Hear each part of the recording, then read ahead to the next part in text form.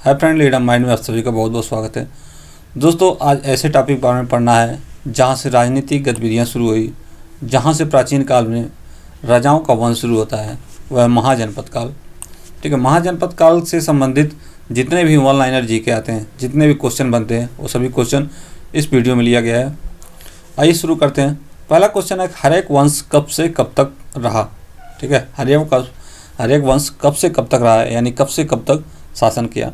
ठीक है, तो महाजनपद काल में सबसे पहला वंश जो था वो था हर्यक वंश। तो दोस्तों, ये 544 से ईसा पूर्व से लेकर 412 ईसा पूर्व तक रहा। ठीक है, अगला क्वेश्चन बनता है कि हर्यक वंश का सबसे प्रतापी राजा कौन था। तो हर्यक वंश का सबसे प्रतापी राजा बिंबिसार था। देखेंगे, अगला क्वेश्चन बनता है, बिंबिसार का विवाह किसके साथ हुआ था। दोस्तों, बिंबिसार एक ऐसा शासक था जिसने अपना राज्य विस्तार के लिए वैवाहिक संबंध भी बनाया। ठीक है, बहुत सारी शादियाँ की, जैसे चेलना और क्षेमा, इन सब से शादी करता है। ठीक, तो पहला शादी जो हुआ था महाकोशला के साथ हुआ था। बिंबिसार को दहेज में 1 लाख रुपए की वार्षिक आय वाला कौन सा प्रांत मिला था। ठीक है, तो बिंबिसार जब शादी किया तो इसको 1 लाख वार्षिक आय वाला एक प्रांत मिला था जिसका नाम था काशी। ठीक, अगला प्रश्न देखेंगे, बिंबिसार की दूसरी पत्नी कौन थी। ठीक है, बताया ना कि इसने कई शादियाँ की थी, तो बिंबिसार की दूसरी पत्नी कौन थी, तो वो थी चेलना। ठीक, अगला प्रश्न है कि उसने कौन से नवीन नगर की स्थापना किया। ठीक है, बिंबिसार ने कौन सी नगर की स्थापना करवाई थी, तो वो था राजगिरी, जहाँ पर बौद्ध धर्म का या बौद्ध संगीत का पहला आयोजन हुआ था। ठीक है, बौद्ध धर्म का पहला संगीत का आयोजन हुआ था, कहाँ पर, राजगिरी में। यह बिहार में पड़ता है। ठीक, तो अगला प्रश्न देखते हैं, कुड़िक किसे कहा जाता है। ठीक है, तो कुड़िक अजात शत्रु कहा जाता है। अजात शत्रु ने अपने पिता बिंबिसार को मार के, यानी उसकी हत्या करके राजा बना था। ठीक है, इस वंश को एक पितृहंता भी कहा जाता है। इस वंश को पितृहंता वंश कहा जाता है, क्योंकि यहाँ पर जितने भी राजा बने अपने पिता की हत्या करके ही राजा बने।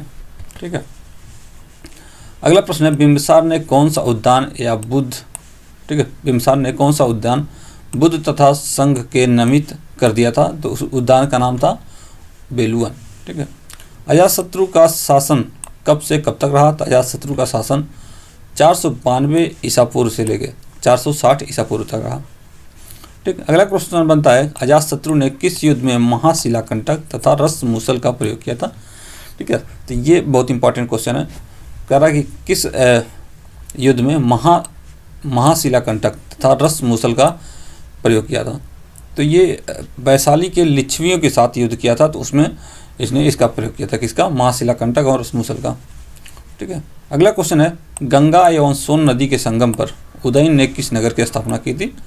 तो वो था पाटलिपुत्र। ठीक है, ये भी क्वेश्चन इंपॉर्टेंट है, अक्सर आता है। पाटलिपुत्र की स्थापना किसने की थी, तो उदयन ने की थी। कहाँ पर की थी, गंगा और सोन नदी के संगम पर, और उसको अपनी राजधानी बनाया था। ठीक, आगे देखेंगे, शिशुनाग वंश का शासन कब तक रहा। ठीक, इसके बाद शिशुनाग वंश का शासन शुरू होता है। ठीक है, शिशुनाग वंश का शासन था 412 ईसा पूर्व से लेकर 344 ईसा पूर्व तक। ठीक, आगे देखेंगे, ईरान की अरमेइक लिपि से कौन सी लिपि अपनाई गई है। ठीक है, ईरान की अरमेइक लिपि से कौन सी लिपि अपनाई गई है, तो लिपि है खरोष्टी। ठीक, खरोष्टी लिपि अपनाई गई। आगे देखेंगे, 6ठी शताब्दी ईसा पूर्व में उत्तरी भारत में कितने राज्यों में वर्णित था। उत्तरी भारत कितने राज्यों में वर्णित था, कब, 6ठी शताब्दी में। तो 16 महाजनपदों में वर्णित था, जिसके बारे में हम लोग पढ़ रहे हैं। ठीक है, अगला है कि इन 16 महाजनपदों की सूची बौद्ध धर्म में दी गई है, यानी कहाँ दी गई है। ठीक है, इस 16 महाजनपद की सूची बौद्ध धर्म के एक ग्रंथ में मिलता है और जैन धर्म के भी एक ग्रंथ में मिलता है। ठीक है, तो ये पूछ रहा है कि बौद्ध धर्म के किस ग्रंथ में 16 महाजनपद की सूची मतलब इसके बारे में बताया गया है, तो वह है अंगुत्तर निकाय। ठीक है, इसी तरह देखेंगे जैन धर्म ग्रंथ में कौन सा ग्रंथ है, ठीक है, जिसमें 16 महाजनपद की चर्चा की गई है, तो है भगवती सूत्र। ठीक, याद रखिए, ये भी इंपॉर्टेंट है। आगे देखेंगे, महाभारत तथा पुराणों के अनुसार मगध के प्रारंभिक राजवंश का स्थापना किसने किया था, तो वो था बृहद्रथ। ठीक है, इसी ने मगध में पहला राजवंश का स्थापना किया था। ठीक है, अगला प्रश्न है कि बृहद्रथ के पुत्र का क्या नाम था। तो बृहदत्त के पुत्र का नाम था जरासंध और उसके बृहदत्त किसका पुत्र था, यानी बृहदत्त का पिता का क्या नाम था, तो वो था वसु। ठीक है, आगे प्रश्न देखते हैं। अगला है कि दक्षिण भारत में स्थित एकमात्र महाजनपद कौन सा था, तो वो था अस्मक। ठीक है, जो दक्षिण भारत में स्थित था। ठीक है, अस्मक का वर्तमान क्षेत्र कौन सा था, तो वो था नर्मदा व गोदावरी के मध्य। ठीक है, आगे देखेंगे गंधार की राजधानी क्या थी, तो 16 महाजनपद में से ये भी था गंधार, जिसकी राजधानी तक्षशिला थी। तो इसको याद रखिए, तक्षशिला भी बहुत इंपॉर्टेंट है। आगे देखेंगे शिशुनाग ने किन राज्यों को मगध साम्राज्य का भाग बनाया। ठीक है, शिशुनाग ने किन राज्यों को मगध साम्राज्य का भाग बनाया था, तो वो था अवंती एवं वत्स। ठीक है, अवंती मध्य प्रदेश में। ठीक है, आगे देखेंगे काला शोक का शासन कब से कब तक रहा, तो काला शोक का शासन 394 ईसा पूर्व से लेकर 366 ईसा पूर्व तक रहा। ठीक, चलिए आगे क्वेश्चन देखते हैं। अगला क्वेश्चन है भूमि की माप करने वाला अधिकारी कौन होता था। ठीक है, महाजनपद काल की बात हो रही है। उस समय जो भूमि की माप करता था उस अधिकारी को क्या कहा जाता था, उसको कहा जाता था रज्जु ग्राहक। ठीक, अनाज की तौल का निरीक्षण कौन करता था, ठीक है, यानी अनाज की तौल का निरीक्षण करने वाला अधिकारी को क्या कहते थे, तो उसे कहते थे द्रोण मापक। ठीक है, अगला प्रश्न है महाजनपद काल में कर एकत्र करने वाला अधिकारी क्या कहलाता था। ठीक है, महाजनपद काल में कर एकत्रित करने वाले अधिकारी को बलि साधक कहा जाता था। ठीक है, एक बात और बता दें आपको कि हम लोगों ने प्राचीन इतिहास में और इसके पहले पढ़ा था कि बलि किसे कहते थे, ये कर के लिए, ठीक है, टैक्स के लिए बलि शब्द का यूज होता था। ठीक, आगे देखेंगे कर को खजाने में जमा करने वाला क्या कहलाता था, तो वो भागदूत कहलाता था, भागदूत। ठीक है, अजातशत्रु के 2 मंत्री कौन थे, तो इसमें से एक इम्पॉर्टेंट है वो था वर्षकार। ठीक है, वर्षकार कहीं कहीं वर्षकार भी आता है। ठीक, और पहला जो था शुद्धि। ठीक है, तो ये वाला बहुत इंपॉर्टेंट है, हमेशा पूछता है कि वर्षकार कौन था, किसका मंत्री था, तो अजातशत्रु का मंत्री था। अगला क्वेश्चन है कि तांबे का सिक्का क्या कहलाता था, तो उसे शान कहा जाता था। ठीक है, आगे देखेंगे कथा सरित सागर के अनुसार उदयन का संबंध किससे था, तो कथा सरित सागर के अनुसार उदयन का संबंध पांडवों से था। ठीक है, पांडव भी एक राजवंश था, उसके बारे में हम लोग पढ़ लिए हैं और आगे भी पढ़ेंगे ऑनलाइन जीके में। ठीक, आगे देखेंगे मल महाजनपद की राजधानी कहाँ थी, तो पावापुरी या कुशीनगर में थी। अगला प्रश्न है वर्तमान क्षेत्र कौन सा है, किसका, कुशीनगर का। वर्तमान क्षेत्र कौन सा था, यानी मल का या कुशीनगर का, तो वो था देवरिया, कुशीनगर, बस्ती, गोरखपुर। ठीक है, ये सब क्षेत्र मल के अंतर्गत था। ठीक है, आगे देखेंगे कौशल महाजनपद की राजधानी क्या थी, तो कौशल महाजनपद की राजधानी श्रावस्ती थी या अयोध्या। ठीक, इसका भी क्षेत्र कौन सा है, ठीक है, वर्तमान में इसका क्षेत्र फैजाबाद, गोंडा, बहराइच, ये सब क्षेत्र कौशल की क्षेत्र था। ठीक है, आगे देखेंगे पंचाल महाजनपद की राजधानी कहाँ थी। ठीक है, पंचाल महाजनपद यानी उत्तरी वाली। ठीक, पंचाल महाजनपद उत्तरी की राजधानी कहाँ थी, तो थी अहिच्छत्र में। ठीक, आगे देखेंगे कंपिल का वर्तमान क्षेत्र कौन सा है, कंपिल का वर्तमान क्षेत्र क्या, तो 16 महाजनपदों में से ये भी एक है कंपिल। ठीक है, तो पूछ रहा कंपिल का वर्तमान क्षेत्र कौन सा है, तो है पश्चिम उत्तर भारत। ठीक है, पश्चिम और उत्तर। आगे देखेंगे सूरसेन महाजनपद की राजधानी कहाँ है। ठीक है, सूरसेन महाजनपद की राजधानी मथुरा थी। अगला प्रश्न है कुरु महाजनपद की राजधानी कहाँ थी, तो कुरु महाजनपद की राजधानी हस्तिनापुर या इंद्रप्रस्थ थी। ठीक है, इसका कुरु का वर्तमान क्षेत्र कौन सा है, तो कुरु का वर्तमान क्षेत्र हरियाणा, दिल्ली, यमुना क्षेत्र, ये सब कुरु का वर्तमान क्षेत्र था। ठीक है, मतलब वर्तमान क्षेत्र है। अगला प्रश्न है अजातशत्रु को भगवान बुद्ध की वंदना करते हुए किस स्तूप की वेदिका पर उत्कीर्ण किया गया। देखिए, ये बहुत इंपॉर्टेंट क्वेश्चन है, इसको जरूर आप याद रखिएगा। पूछ रहा कि अजातशत्रु को भगवान बुद्ध की वंदना करते हुए किस स्तूप की वेदिका पर उत्कीर्ण किया गया है, तो है भरहुत की स्तूप। ठीक है, इस पर दिखाया गया है कि अजातशत्रु भगवान बुद्ध की वंदना कर रहा है, उस पर चित्रित किया गया है। आगे देखेंगे पुराणों और दिव्यावदान में कालाशोक का उल्लेख किस नाम से है, तो कालाशोक का उल्लेख यहाँ पर है काकवड़। ठीक है, काकवड़ के नाम से है, कहाँ पे, पुराणों में और दिव्यावदान में। अगला प्रश्न है बौद्ध ग्रंथ अंगुत्तर निकाय के अनुसार महाजनपदों में जनपद अंग की राजधानी कहाँ थी। ठीक है, अंग एक जनपद है। ठीक, इसकी राजधानी कहाँ थी? इसकी राजधानी थी चंपा। अगला प्रश्न है, अंग के वर्तमान क्षेत्र कौन से हैं? तो अंग के वर्तमान क्षेत्र भागलपुर व मुंगेर यानी बिहार में है। ठीक है। अगला प्रश्न है, मगध महाजनपद की राजधानी कहाँ थी? तो मगध महाजनपद की राजधानी गिरिब्रज या राजगिरी में थी। देखिए, महाजनपदों में 3 महाजनपद जो हैं वो बिहार से मिले हैं।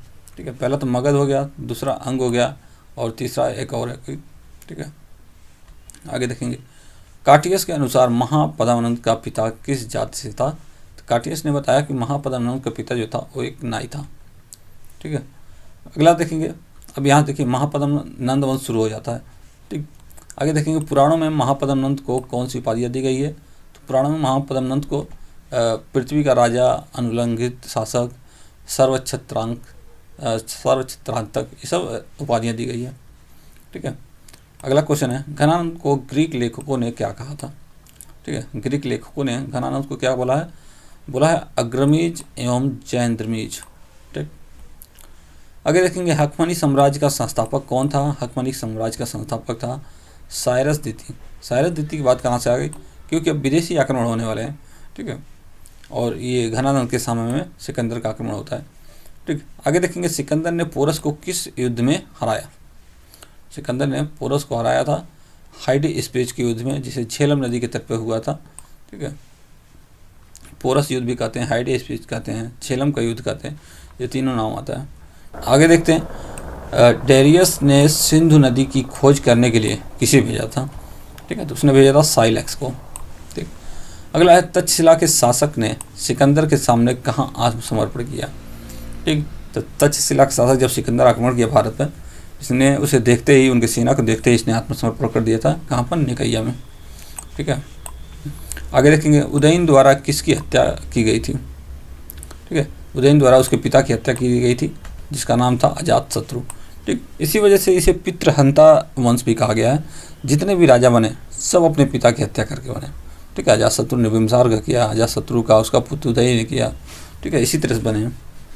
आगे देखेंगे महापद्मानंद का कौन सा पुत्र सिकंदर का समकालीन था?